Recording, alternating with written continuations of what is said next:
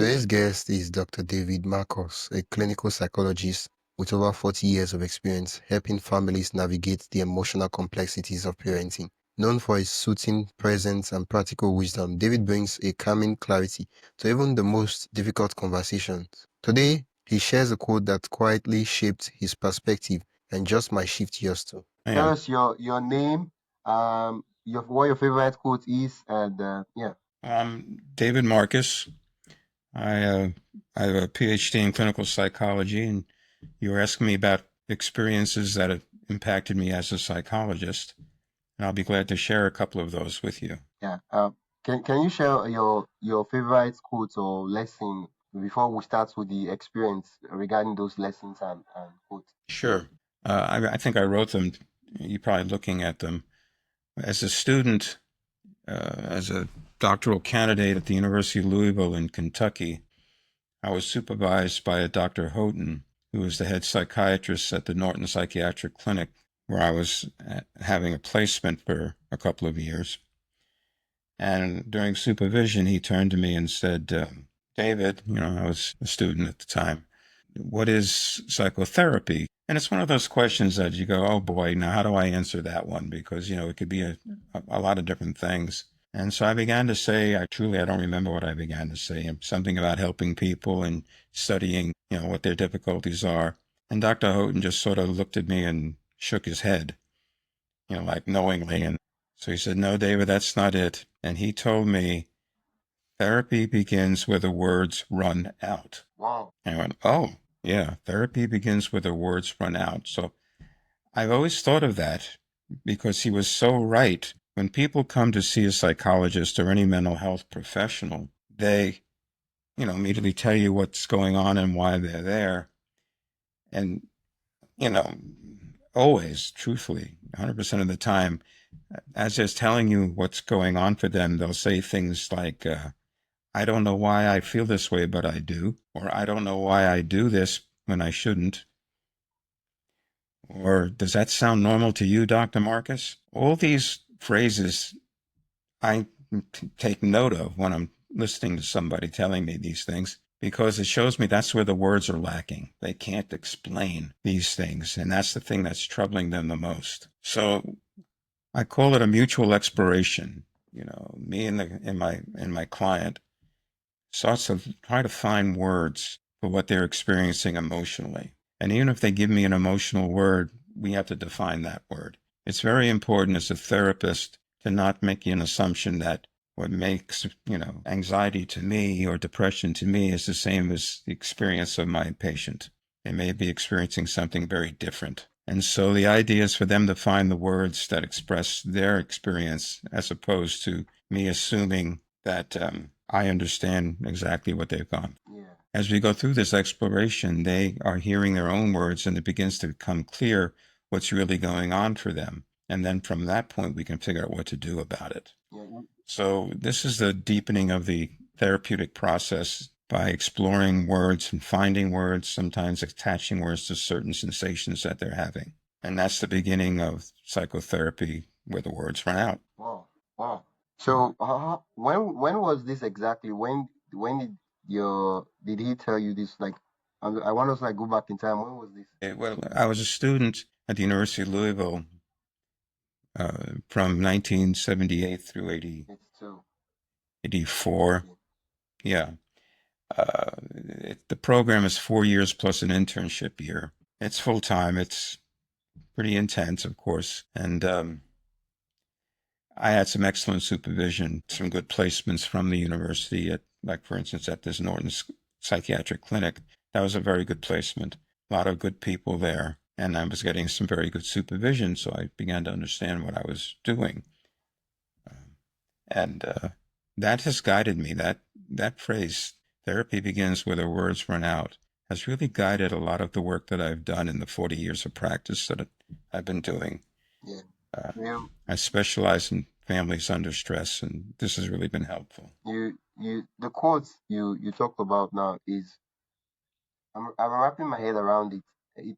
It kind of makes sense, but I feel like it applies to medical practitioners. Is there a way um, that could apply to us as individuals, those of us that are not in medicine? Well, again, this is, I don't know if you call it medicine, it's psychology. Okay. It's not psychiatry. Psychiatry is more the medical side of things. All right. Psychologists, well, clinical psychologists, can do a number of things, but I've chosen to be a psychotherapist. I was once a clinical director at a clinic. I was building my private practice. You can do testing, you can do consultation, you can do it varies a lot. Since I see children, I do a lot of consultation with schools. I've done a lot of work with attorneys over custody matters. So it's a varied profession. It just depends on what you want to do. The other quote you added is, I can tell you. oh, what do you want to tell me? Uh-huh. You said you could tell me I'm what do you want sorry, to I tell me? couldn't make out what you said. No, you said you could tell me you wanted to say something. What do you want to tell me? Well, no, I sent you two different experiences that Yeah, really had an impact on me as a yeah, that was psychologist. that was about what I could go into the second one, but the second one. I'm is trying to that what like you wanted to go to? to part. Yeah, I'm trying to part it together, but maybe you will have to like help me make it make sense.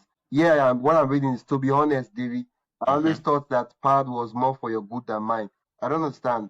Can you? Let me explain what happened. I'll explain what happened and it'll become clear to you, okay? Okay. Uh, Again, I was at the Norton Clinic and I was seeing a woman in her 50s. I was still a student and I was seeing her. She was in the hospital for depression. Very nice woman, and she was very passive. And I think the reason she was in the hospital is because her children were taking advantage of her passivity, and that was depressing her. So being in the hospital was as much a break from her kids as anything else. When I was at Norton's clinic, we were a center for the research in what was called cognitive behavioral therapy, which is still quite prevalent today. And so I was doing cognitive behavioral therapy with this patient. And cognitive behavioral therapy is basically you have a pad in front of you and a pencil, and you're writing down their dysfunctional thinking and then trying to give them other thoughts to think instead of that to make them feel better. Uh, so I was doing that with her, and I saw her a couple of three times, and just at that time, I got a new supervisor, Dr. Berger. And Dr. Berger was very much a more psychoanalytic therapist. He was also a very interesting man. He used to play first cello in an orchestra. I mean, he was a very neat guy. And so, but was very different than cognitive behavioral therapy. So I told him what I was doing, and he turned to me and said, David, the next time you see her, the patient, don't bring in the pad, just talk to her, try to get to know her a little better. Well, he was my supervisor, so of course I did that. And I went to see my patient without the pad and the pencil. And I just began to, chat with her, basically, tell me what's going on, etc. And after about 10 minutes of the session, she kind of smiled at me. And I said, well, what's up? And she said, well, David, I notice you don't have the pad with you today. And trying to be more analytic than cognitive behavioral, I said, okay, what do you make of the fact that I don't have the pad today? And she smiled at me again and just said, David, I have to let you know that I always thought that pad was more for your benefit than mine. Yeah. And I laughed. I laughed. I mean, you are so right.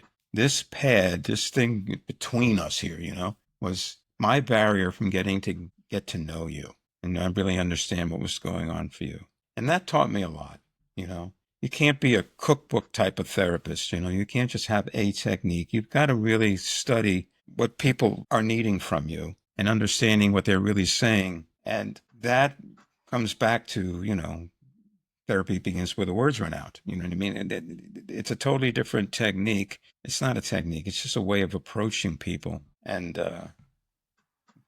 welcoming them into this therapeutic relationship. I'll give you some other things about that. Even how you set up your office is part of the therapeutic relationship. Uh,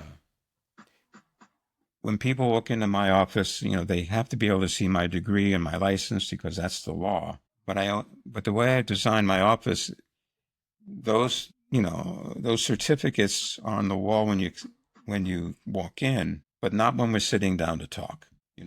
I don't have any books. I don't have pictures of my family or anything because The idea is you're trying to make your office their space, not yours. If this conversation sparked something in you as a parent, don't let it stop here. Visit parentrx.org to explore Dr. David Marcus' step-by-step tools and strategies to create a deeper emotional connection with your child. And I'll be sure to put all the links to social profiles so you can connect with Dr. Marcus. Thanks for listening to Relatable Wisdom. If you found something meaningful in this episode, make sure to follow or subscribe wherever you're listening. If you'd like to support the show, you can do that by buying me a coffee. The link is in the show notes. Every little bit keeps the conversations going. I'm your host, Wisdom Okonkwo, and I will see you in the next one. Until then, staying curious, stay inspired, and keep growing.